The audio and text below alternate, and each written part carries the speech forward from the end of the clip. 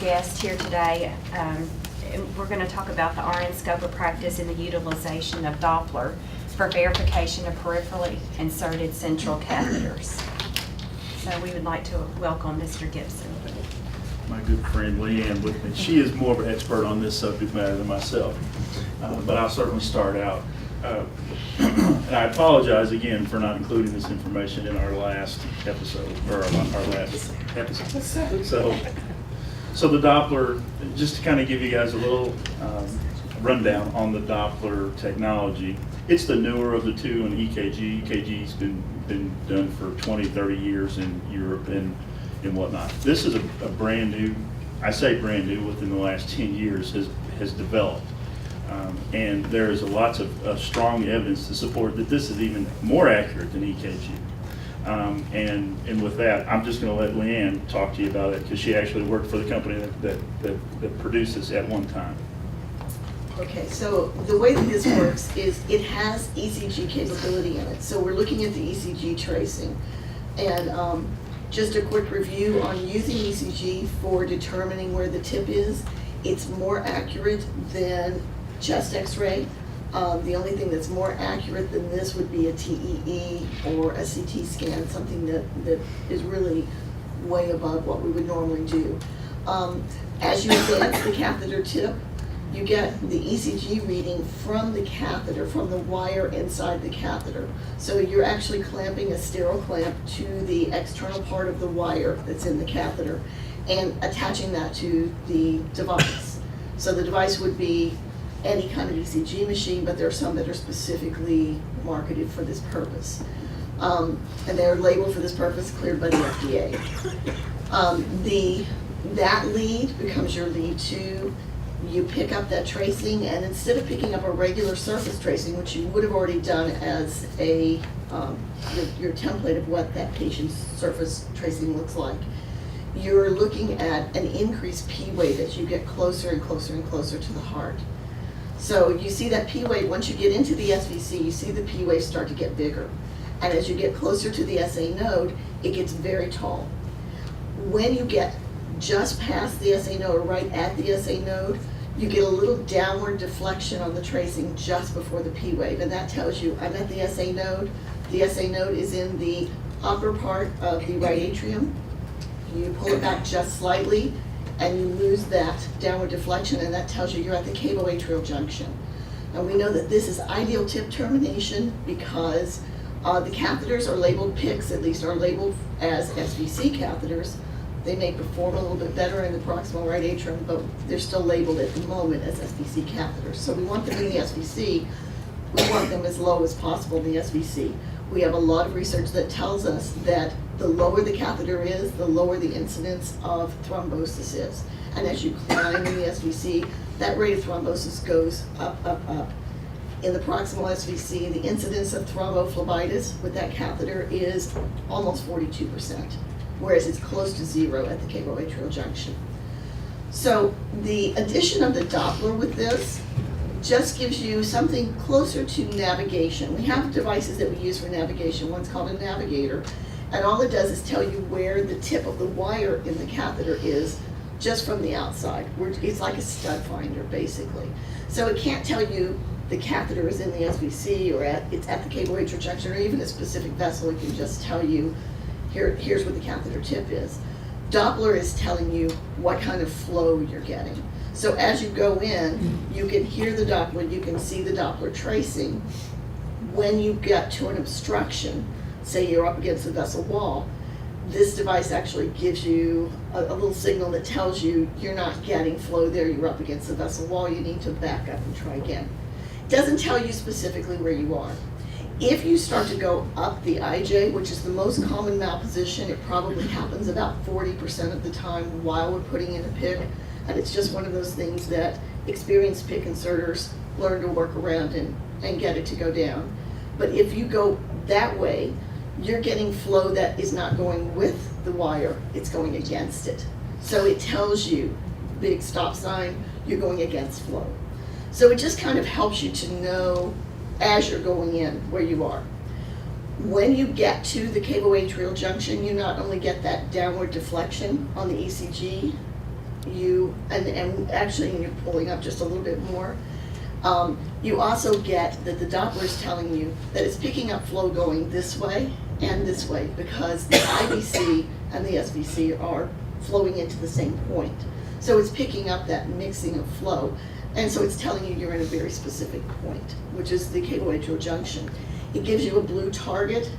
If that blue target stays on the screen for 10 seconds, the FDA says that is adequate verification that you're at the cable atrial junction and it replaces chest X-ray. This is not necessary in addition to ECG. It's a nice to have in addition to ECG, but it is FDA cleared, has been for several years now. It's much more expensive than just using ECG, but people are using it and it's very nice. Questions?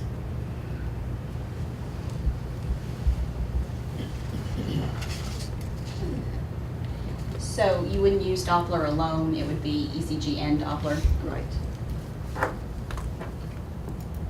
Currently, that doesn't exist. There's nothing that just does that Doppler. You know, this technology is really made by just one company. But it would be, in our practice opinion, I have and or Doppler, but it would be or ECG Doppler. Right. I don't foresee a time that we would ever just depend on Doppler to determine tip position, just isn't enough information there. EKG is very easy. It's very accessible, and it's very accurate. You know, by all means, I mean, it's accurate.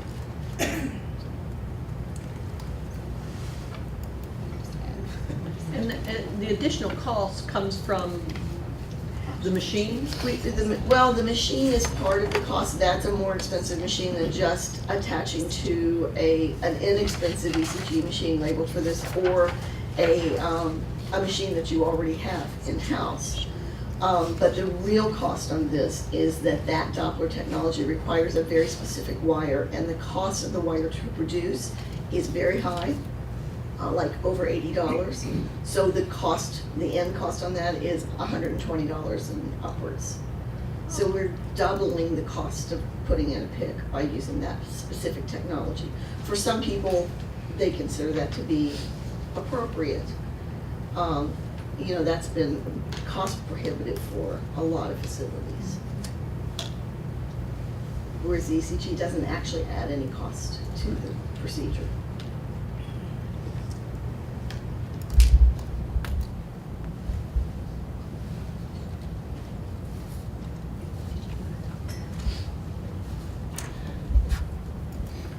Just one comment on ECG guidance. We consider this to be a very patient-centric thing because we know that it's more accurate now than X-ray, because it doesn't expose the patient to ionizing radiation, and because we know right then that we're in the right tip termination, there's no delay in therapy.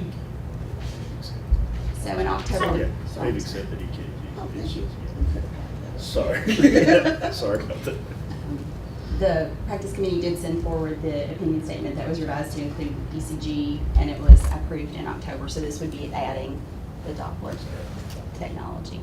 And my suggestion after hearing the clarification to the revision that you guys have is just to add ECG/Doppler, where you guys are seeing or Doppler, to include, to not have those look like separate things. Sounds like that would be appropriate. Would you need ECG separate? It is. And you would just add the slash? No, I know that. Are you talking about Or She's on page 28.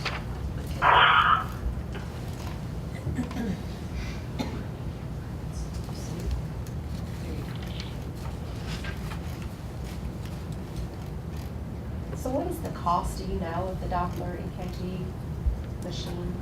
For most facilities, the machine itself, it's probably $3,000 to $5,000. The machine's not the big problem. Of course, it's that ongoing disposable cost. And sometimes that's included in the cost of the wires. You know, if you're paying this much for your wires until you get your machine paid off, and then your cost drops on the wires. That's how we do it. A lot like the way that we finance our IV pumps. We include it into the cost of the disposables.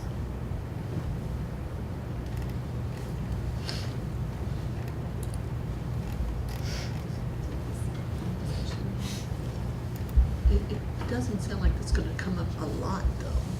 I think. The company that provides this is a very popular company.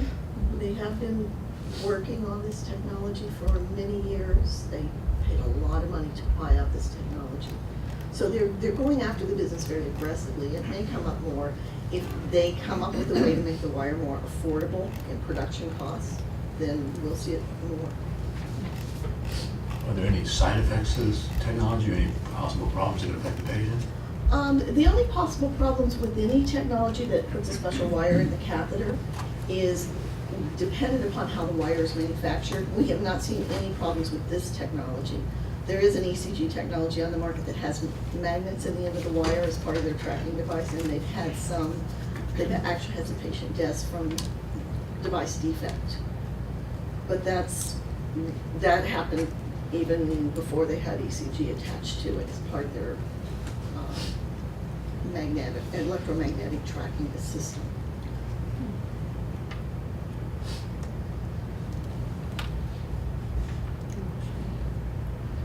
I move that we accept option 2. Is there a second? I second. Any further discussion? Nick or Sally, do you have anything to add? No. Thank you. No. We do have a motion and a second on the table, so all in favor, say aye. Aye. Aye. Opposed? Motion carries. Thank you. And you might want to clarify option 2, I guess. Oh, Option 2 yes. was something. I'm sorry. It's my fault. We'll go back and we'll clarify option 2 for,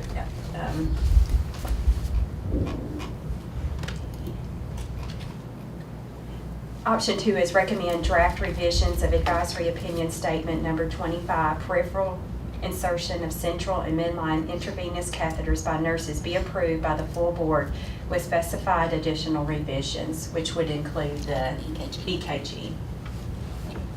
Awesome. Thank Thanks you. again.